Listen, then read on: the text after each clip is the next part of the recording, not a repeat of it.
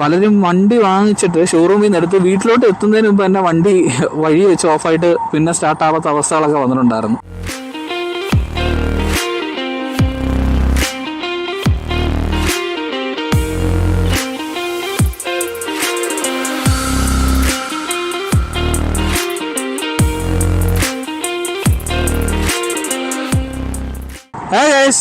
Again കേൾവണ്ടിയാണ്. അപ്പോൾ നമ്മൾ പിന്നെ ഇന്ന് വണ്ടിയുടെ ഒരു വീഡിയോ കാര്യങ്ങളൊന്നും അല്ല, ഞാൻ ഒരു വണ്ടി കാണാൻ പോവാണ് സത്യം പറഞ്ഞു കഴിഞ്ഞാൽ. ഓക്കെ, അപ്പം അത് നിങ്ങളൊന്ന് കാണിക്കാമെന്ന് വെച്ച് കൂട്ടത്തിൽ ഇവന് നമ്മുടെ ഹിമുവിന് ഇപ്പോൾ 2 വയസ്സായിട്ടുണ്ട്. ഇന്നലെ 27-ാം തീയതി ജൂലൈ 27-ൻ്റെ അടുത്താണ് 2022. ഓക്കെ, അപ്പോൾ ഞാൻ വിചാരിച്ചു ഇത് ഏകദേശം 33,000 കിലോമീറ്ററായി. ഇപ്പോഴും ഹിമാലയൻ 411 സെക്കൻഡ്സ് ഒക്കെ നോക്കി നടക്കുന്ന ആൾക്കാരും ഉണ്ട്. അപ്പോൾ ഞാൻ വിചാരിച്ചു എങ്കിൽ പിന്നെ ഒരു ചെറിയ എൻ്റെ ഒരു അനുഭവം കൂടെ നിങ്ങളുടെ അടുത്ത് ഷെയർ ചെയ്യാമെന്ന് വിചാരിച്ചു അതിൻ്റെ കൂട്ടത്തിൽ. ഓക്കെ, അപ്പോൾ അതാണ് നമ്മുടെ ഇന്നത്തെ ഒരു ചെറിയ കണ്ടൻറ്റ്. ഓക്കെ, അപ്പോൾ നമ്മൾ കാണാൻ പോകുന്ന വണ്ടി ഏതാണെന്നുള്ളത് ഞാൻ പിന്നെ പറയാം. അത് ചിലപ്പം നിങ്ങൾക്ക് ഓൾറെഡി തംബ്നെയിൽ കണ്ടവർക്ക് മനസ്സിലാവുന്നുണ്ടായിരിക്കും. ഓക്കെ, അപ്പം നമ്മൾ back to Hemu. Okay, Himalayan 411 ഇതൊരു 2022 ജൂലൈ 27-ാം തീയതി ഞാൻ എടുത്ത വണ്ടിയാണ്. ഇതിൻ്റെ എനിക്ക് തോന്നുന്നു ഇത്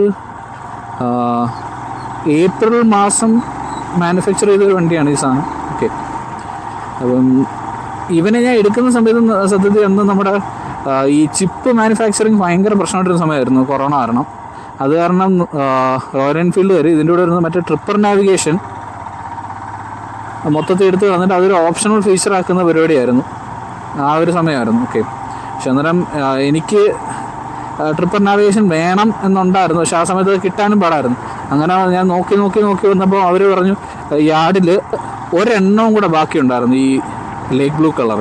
അപ്പോൾ അങ്ങനെ യാർഡിലുണ്ടായിരുന്നതിൽ ട്രിപ്പർ നാവിഗേഷൻ ഉള്ളതിൻ്റെ ഏറ്റവും ലാസ്റ്റ് പീസായിരുന്നു അങ്ങനെ എനിക്ക് കിട്ടിയത്. ഇത് ഞാൻ എടുക്കുന്ന സമയത്ത് എന്ന് പറഞ്ഞു കഴിഞ്ഞാൽ ഞാൻ യൂട്യൂബ് പറഞ്ഞു കഴിഞ്ഞാൽ ആ സമയത്ത് എൻ്റെ സെർച്ച് ഹിസ്റ്ററി നോക്കി കഴിഞ്ഞാൽ മൊത്തം ഹിമാലയൻ ആയിരുന്നു.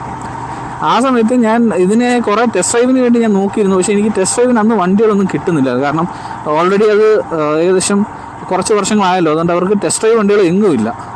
ആ സമയത്ത് ഞാൻ പിന്നെ ടെസ്റ്റ് ഡ്രൈവ് ചെയ്യാൻ വേറെ വണ്ടികളൊന്നും ബാക്കിയില്ല എന്നൊരവസ്ഥയിൽ നിൽക്കുമായിരുന്നു. കാരണം ഞാൻ ആ സമയത്ത് ഈവൻ നമ്മുടെ കൊമാക്കിയുടെ റേഞ്ചർ എന്ന് പറയുന്ന ഇലക്ട്രിക് ബൈക്ക് വരെ പോയിട്ട് ടെസ്റ്റ് ഡ്രൈവ് ചെയ്ത് നിൽക്കുന്ന സമയമാണ്.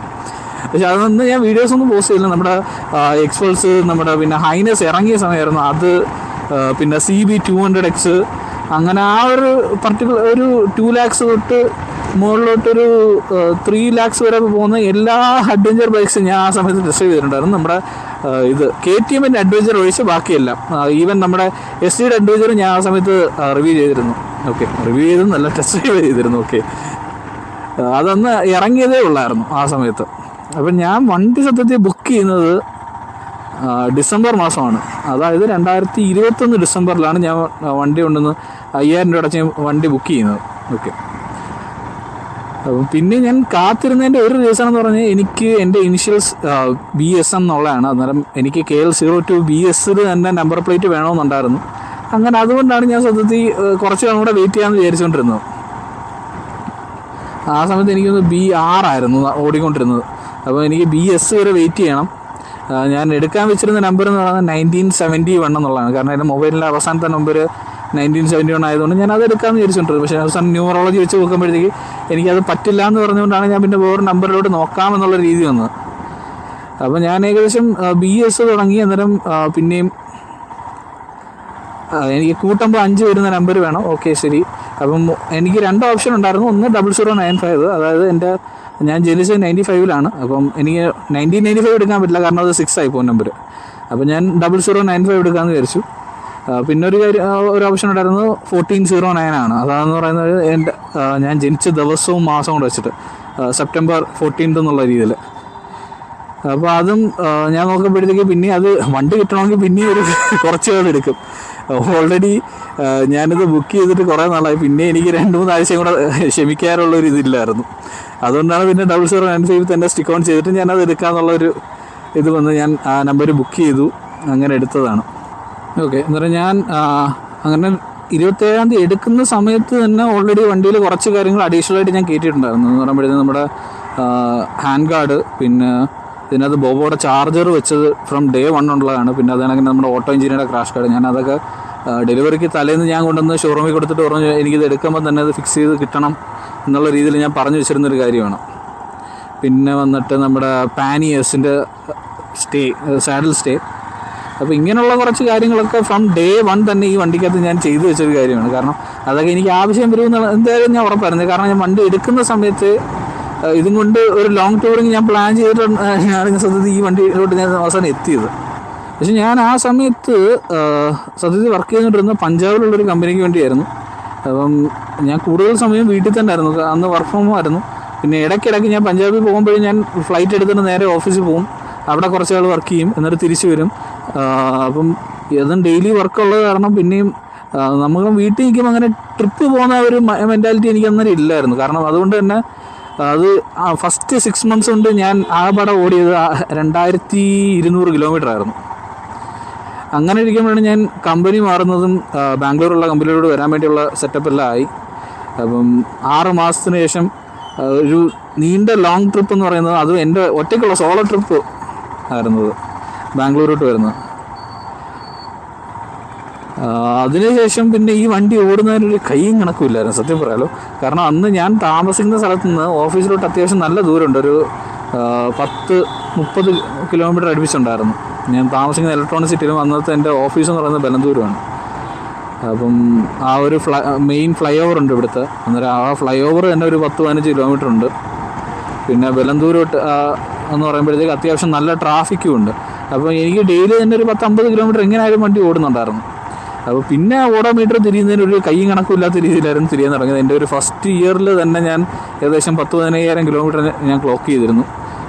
സെക്കൻഡ് ഇയർ ഇപ്പം ഏകദേശം 33,000 കിലോമീറ്റർ ആയത് അങ്ങനെയാണ്.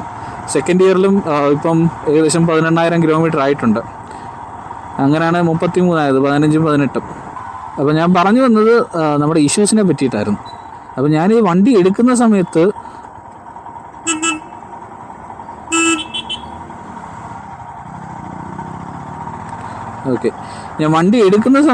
സത്യത്തിൽ ഞാൻ യൂട്യൂബ് തുറന്നു കഴിഞ്ഞാൽ ഹിമാലയന് കിട്ടിയ പണിയുടെ പറ്റിയുള്ള വീഡിയോസ് മാത്രമേ ഉള്ളൂ.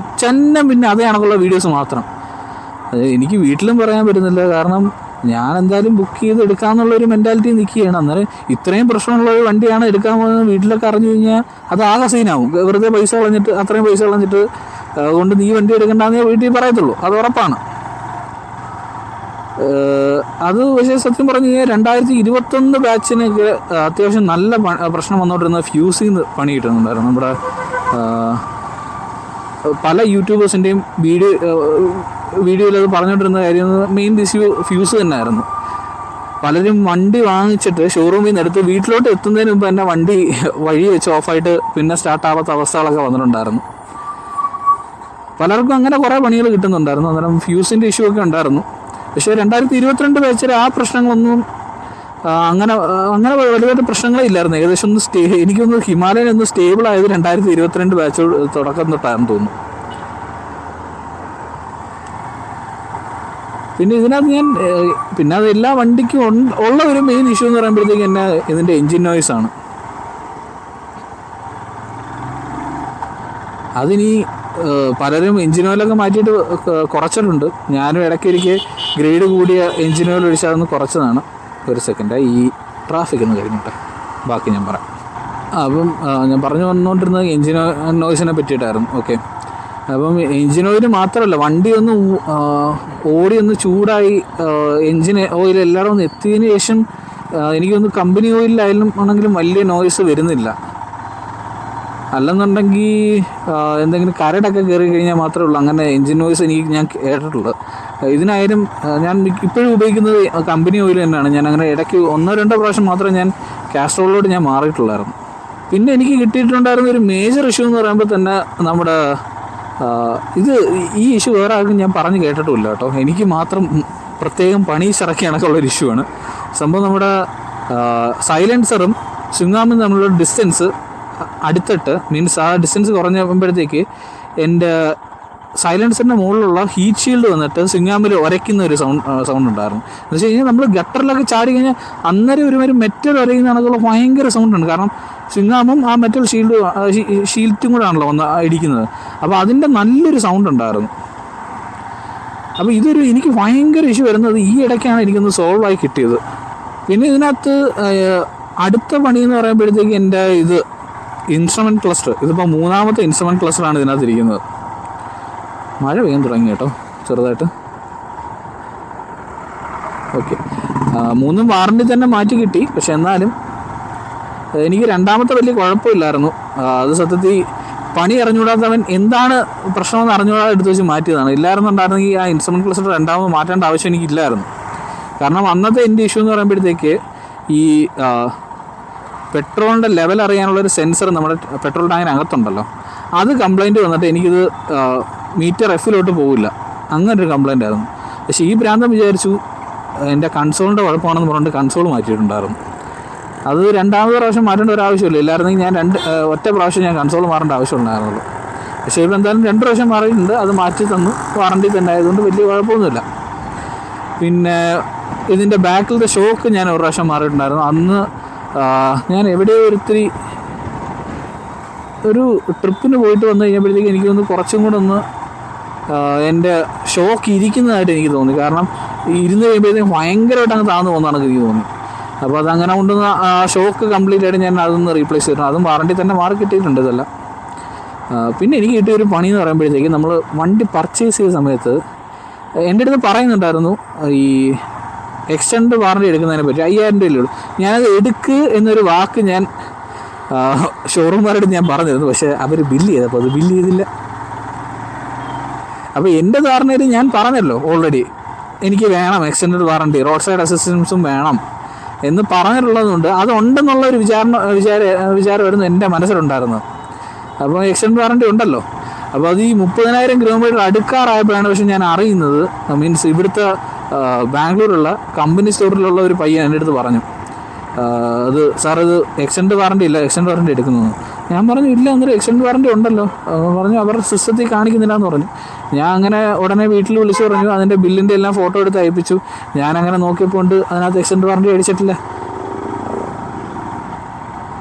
അപ്പോൾ ഇതൊക്കെയായിരുന്നു സത്യത്തിൽ എനിക്ക് കിട്ടിയിട്ടുള്ള മെയിൻ പണികളെന്ന് പറയുന്നത്. ബാക്കിയെല്ലാം നോർമലി വണ്ടി എനിക്ക് പക്കാ യൂസ്ഫുൾ ആയിരുന്നു. ഇതുവരെയുള്ള എൻ്റെ ട്രാവലിനാണെങ്കിലും ഡേ ടു ഡേ യൂസിനാണെങ്കിലും വണ്ടി പക്ക യൂസ്ഫുൾ ആയിരുന്നു. കാരണം ഇവിടുത്തെയൊക്കെ ചില കുഴികളിലൊക്കെ ചെന്ന് ചാടി കഴിഞ്ഞ് കഴിഞ്ഞാൽ നടുവിൻ്റെ കാര്യം പോക്കാണ്. അപ്പോൾ അങ്ങനെയൊക്കെ നോക്കുമ്പോഴത്തേക്ക് എനിക്ക് എപ്പോഴും ഒരു സ്മൂത്തർ റൈഡ്, ഒരു കംഫർട്ടായിട്ട് എനിക്ക് എന്ത് വേണമെങ്കിൽ ചെയ്യാം. അപ്പം ഞാൻ വീട്ടിൽ പോകുമ്പോഴും ഇതെടുത്ത് പോകുന്നതിൻ്റെ ഒരു മെയിൻ റീസൺ എന്ന് പറഞ്ഞാൽ ഞാൻ ട്രെയിനിന് വേണ്ടി വെയിറ്റ് ചെയ്യേണ്ട, ബസ്സിനകത്തുള്ള ആ കുലുക്കമെന്ന് പറയണ്ട, എൻ്റെ ഇഷ്ടത്തിന് ഞാൻ വണ്ടി ഓടിച്ചങ്ങ് പോയാൽ മതി. കാരണം ഇതായതുകൊണ്ട് എനിക്ക് എത്ര ഓടിക്കുന്നതിനും യാതൊരു പ്രശ്നവുമില്ല. ഓക്കെ, അപ്പോൾ അതൊക്കെയായിരുന്നു എൻ്റെ ഈ വണ്ടിയുടെ ഒരു അനുഭവം. ഓക്കെ, അപ്പോൾ നമ്മൾ ഏകദേശം സ്ഥലത്തെത്താറായി. ഞാൻ അപ്പോൾ ഇനി വണ്ടി പാർക്ക് ചെയ്തിട്ട് നമ്മൾ കാണാൻ വന്ന സാധനം ഇവിടെ ഉണ്ടോ എന്ന് നോക്കട്ടെ. ഉണ്ടെന്നുണ്ടെങ്കിൽ ഞാൻ നിങ്ങൾക്ക് കാണിച്ചു തരാം. അതിന് കാണാൻ വേണ്ടിയാണ് ഞാൻ സത്യം പറഞ്ഞ് ഞാൻ കുറ്റിയും കുറച്ച് ഇങ്ങോട്ട് വന്നത്. ഓക്കെ, എന്തായാലും നമുക്ക് നോക്കാം. നമ്മൾ കാണാൻ വന്ന സാധനം താണ്ട് ഇവിടെ ഇരിപ്പുണ്ട്.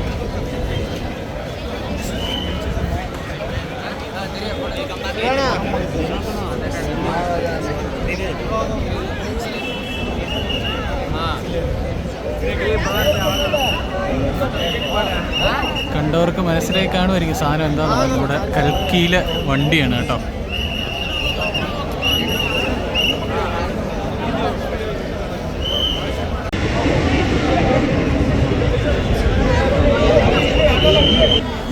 ഗൈസ്, ഇതാണ് സൈഡ് വ്യൂ. ഇവിടെ കൊച്ചു പിള്ളേരെ മാത്രം അകത്ത് കയറ്റി ഫോട്ടോ എടുക്കുന്നുണ്ട്. അതിൻ്റെ വീൽ സൈസൊക്കെ ഉണ്ടോ ഒരാളവിടെ അടുത്ത് നിൽക്കുമ്പം. അതുകൊണ്ട് ഇതാണ് വണ്ടിയുടെ ബാക്ക് സൈഡ്. അത്യാവശ്യം കാണാൻ നല്ല ഭീമാകാരനാണ്.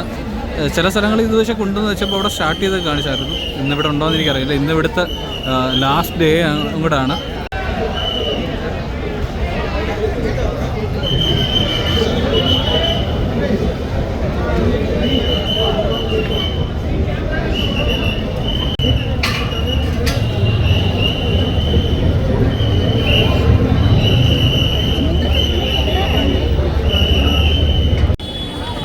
ഇതാണ് ബാക്കിൽ നിന്നുള്ള വ്യൂ വരുന്നത്. അതിൻ്റെ കൂട്ടത്തിൽ നിങ്ങൾക്ക് തിരക്കും കൂടെ കാണാൻ പറ്റും. ഇത്രയും ആൾക്കാരുണ്ട്. ഓക്കെ, അതിൻ്റെ കൂട്ടത്തിൽ നമ്മുടെ RC ഇവിടെ കൊണ്ടുവന്ന് വെച്ചിട്ടുണ്ട്. ഒരു ബൈക്ക് ഉണ്ടായിരുന്നു, അതുകൊണ്ട് അപ്പുറത്ത് ആ പുള്ളിക്കാരൻ്റെ ഈ ബൈക്ക് ഇരിപ്പുണ്ട്. അല്ല, ഒരു അടിപൊളി ഒരു റാലി കാർ RC ഇവിടെ ഇരിപ്പുണ്ട്. ചിലപ്പോൾ ഇവിടെ വെച്ചിപ്പോൾ സ്റ്റാർട്ട് ചെയ്യുമായിരിക്കും. അങ്ങനെയുള്ള പരിപാടിയിലാണെന്ന് തോന്നുന്നു. നമുക്കതും കൂടെ നോക്കാം.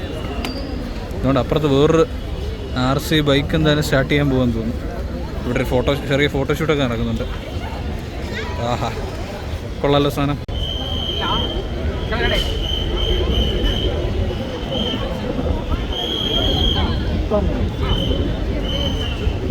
ഓക്കേ,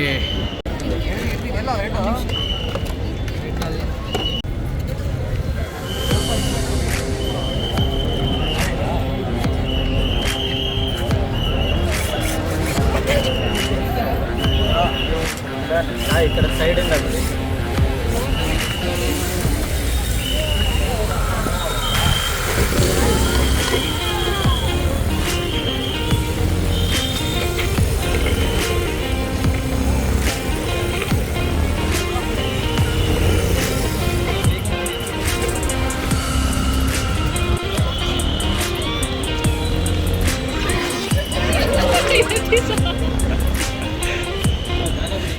ഗൈസ്, എന്നിട്ട് നമ്മൾ പൂജയെ കാണാൻ വേണ്ടിയിട്ടാണ് വന്നത് സത്യത്തിൽ. അപ്പോൾ അത് കഴിഞ്ഞു. നമുക്ക് അഡീഷണൽ ബോണസായിട്ട് നമുക്ക് ആ RC കാറും ബൈക്കും ഒക്കെ കാണാൻ പറ്റി. കുറച്ച് നാളായിട്ട് കാണണമെന്നൊക്കെ വിചാരിച്ചുകൊണ്ടിരിക്കുന്ന കാര്യമാണ്. RC പ്ലെയിനും എൻ്റെ ഒരു ഫേവറേറ്റ് ആണ്. എൻ്റെ യൂട്യൂബിൻ്റെ സെർച്ച് ഹിസ്റ്ററി നോക്കി കഴിഞ്ഞാൽ അറിയാൻ പറ്റും. കൂടുതലും ഇതൊക്കെ തന്നെയാണ്. അപ്പോൾ അതൊക്കെ കാണാൻ പറ്റി എനിക്കൊരു ബോണസായിട്ട് തോന്നുന്നു. ഓക്കെ, ചെറിയൊരു വീഡിയോ ആയിരുന്നു. ഓക്കെ, നമുക്കിനി അടുത്ത ആഴ്ച നമുക്ക് എന്തായാലും കുറച്ച് കണ്ടൻറ്റ് വരുന്നുണ്ട്. അപ്പം നമ്മൾ ഹെൽമെറ്റിൽ ഇൻ്റർകോം വെക്കാൻ പോകുന്നതാണ് നമ്മുടെ ഗോകർണ ട്രിപ്പിന് മുമ്പായിട്ട്. ഓക്കെ, അപ്പം എന്തായാലും നമുക്കിനി അടുത്ത ആഴ്ച കാണാം. പുതിയൊരു വണ്ടി, പുതിയൊരു സ്ഥലം, പുതിയ കുറേ കാഴ്ചകളൊക്കെ ആയിട്ട് ഇനി നമുക്ക് കാണാം. ഓക്കെ, അപ്പോൾ ദിസ് ഇസ് സ്കെയിൽ വണ്ടി സൈനിങ് ഓഫ്. ബൈ.